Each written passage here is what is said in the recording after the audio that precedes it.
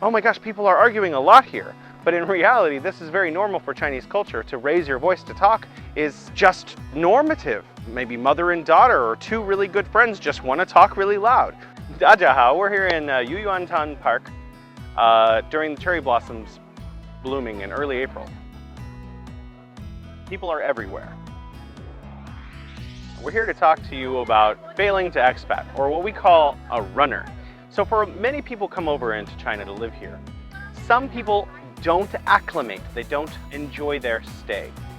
So we call these people in the industry runners. They come over and they're here for a week or two, sometimes as long as a month, and then they find it too difficult to acclimate to China and they decide to move back to their hometown. And today I want to tell you 3 stories about 3 real people that moved to China but couldn't adapt.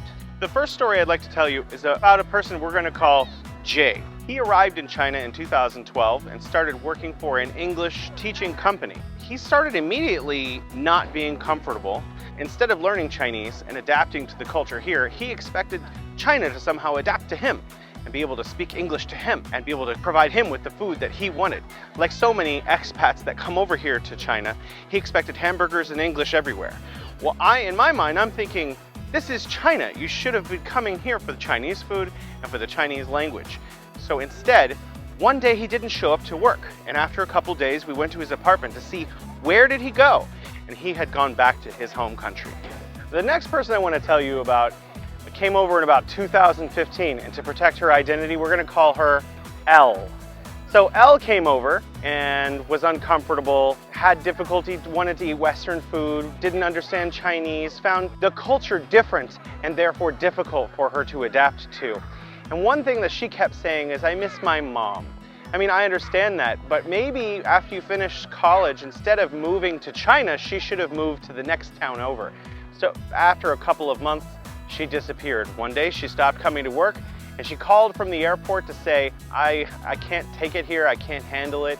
I find people to be rude. People weren't rude to Elle. What's important to note is that she hadn't adapted to the culture. She hadn't tried to fit in to the culture here. Instead, she expected people to continue to behave as though they behaved back home, not understanding that they were still behaving well in a civilized way. She just couldn't identify the manner in which that civility was being communicated. So pretty. The third person I want to tell you about is M. M came over in about 2017. This person took a break in 2018 or something after a few months of being there. They had also already gone back to England by the time vacation had ended. I think there are several things that we can learn from runners, people who take a runner. This is what we call it. So we say, oh, he took a runner, she took a runner. That means they ran away. We can learn a lot from these instances that, yes, China is an absolutely amazing place, but the cultural differences between other places like England or America and China, and it takes someone with an adaptable mind in order to be able to fit into both cultures. A lot of that also says some of the foreigners that come over here don't adapt. We were talking about in the last video, expat bubbles. People who come over from America and only make friends with other Americans or other people who speak English. These people also haven't adapted very well. So when foreigners have lived here for many years and they have bothered to learn Chinese and they have bothered to appreciate and integrate with the culture here, I think that is actually something that's very special. So there are lots of things that make our cultures different, that make adapting more challenging for people who don't have like a certain kind of cultural versatility. I'm just going to give you 1 or 2 really simple examples right now. Lining up, or queuing as they say in England. In America or in England, you could have a lot of space between you and the person in front of you and still be in line. Whereas in China, if you have a lot of space, people assume that you're not actually in line. Now for foreigners coming to China, this creates trouble because they stand a little bit further away from the person in front of them, and then people walk in front of them. They think that the local Chinese person is being rude, when in reality the Chinese person assumes that they're not in line at all because they're so far back away from the line. So foreigners who don't have a lot of adaptability find these things incredibly challenging. The differences across the board in every little tiny piece of minutia vis-a-vis how people stand, how people use their voices, whether their voices are elevated or not, makes a huge difference in culture. A second example I'm going to give you. A lot of people from some parts of China will talk at a very high volume when they're talking. And us foreigners will think, oh my gosh, are they arguing?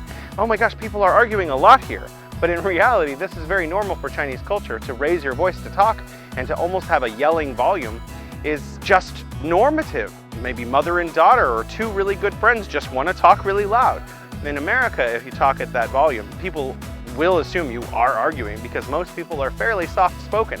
And these are just two examples of thousands and thousands of kinds of things that make these two cultures different. Hi. Hi. Hello. Are you still filming? Yeah. They can cut some of that out. All right. That's pretty much all I wanted to say in this video. But I do want you to subscribe because the purpose of all of these videos is going to be to examine all of these cultural differences between China and other places, and what makes some people adaptable, what makes people not adaptable, and maybe what you can expect if you were to ever go to America or England. All right, we'll see you next time. Bye-bye.